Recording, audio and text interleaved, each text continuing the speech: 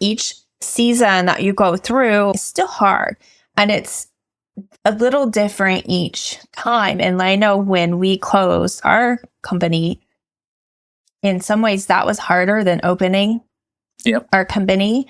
I went through a major transition. I mean, we moved to a different country. Like, it was the weird post-COVID times. Like, or in the middle of COVID, whatever, the 20 to 23, whatever. And it was like an identity shift, right? Because I think that it's similar to like maybe an empty nester, going back to the parenting analogy, like, okay, my kids are gone. They don't need me anymore. What am I going to do with myself? We ended up closing that company and being able to step away from it and be like, well, who am I now? What's my identity? And part of why I wasn't able to sell when we closed is because I didn't feel like it was good enough. I couldn't sell it. I could not. We tried to pass it over. Part of it was I couldn't let go of it. I couldn't give it to someone who wasn't going to do as good a job as me. And I didn't think it was good enough for someone else to take. It was such a storm. To say that I was like unstable was an understatement.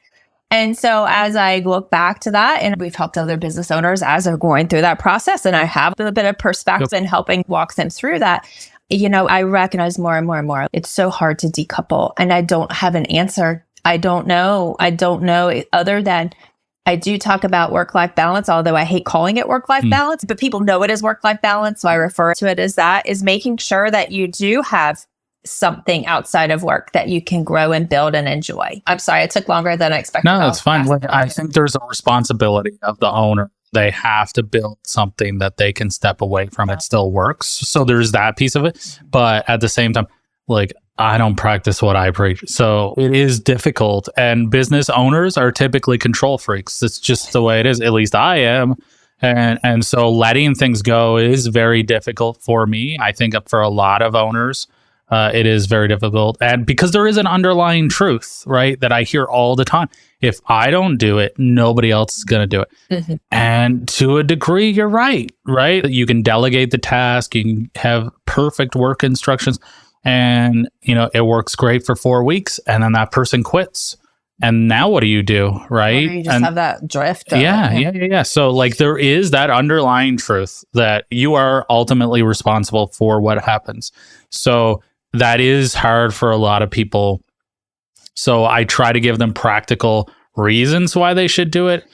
Again, if your goal is to sell this, nobody's going to buy it if you're working 80 hours, because they're going to have to hire 2 people to take over your position, right? So there's that piece of it, and I try to tie it back to that. But again, also, owners shouldn't be doing the day-to-day grind in year 4 and year 5. They should be, how do I improve the systems that I already have?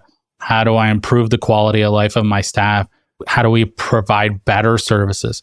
So that's where they should be focusing on, right? And it is very difficult for a lot of clinicians to let go. But I think that is a normal thing for a lot of people.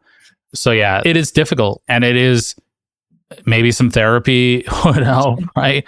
I say often, honestly, I think everybody should be in therapy, but especially if you're a business owner, you really need to look into having a therapist or a life coach or someone to be there for you, right? Because it's important to take care of yourself too. And maybe you can even go to them with the goal of, okay, I want to still have my personality or myself outside of my business self or something like that, right? Yeah, I mean, for a lot of owners, this is like an extension of their life, right? Like, this is so important. And the kids that they work with are not a customer, they're family, right? Like, we have to do right by them. And so letting somebody else do that, that's not going to happen, right? So yeah, there's a lot to it. There's a lot of pieces.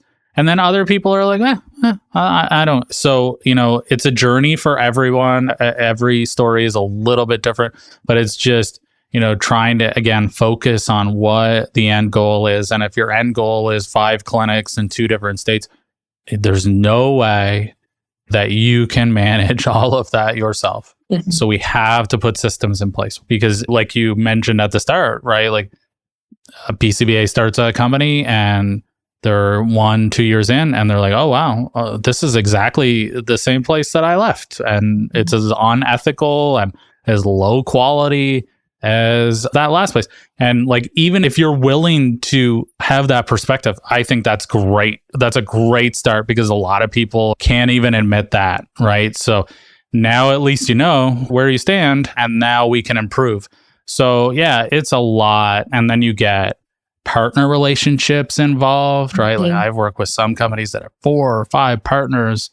Like, man, that is a mess, right? Like, it can be a mess.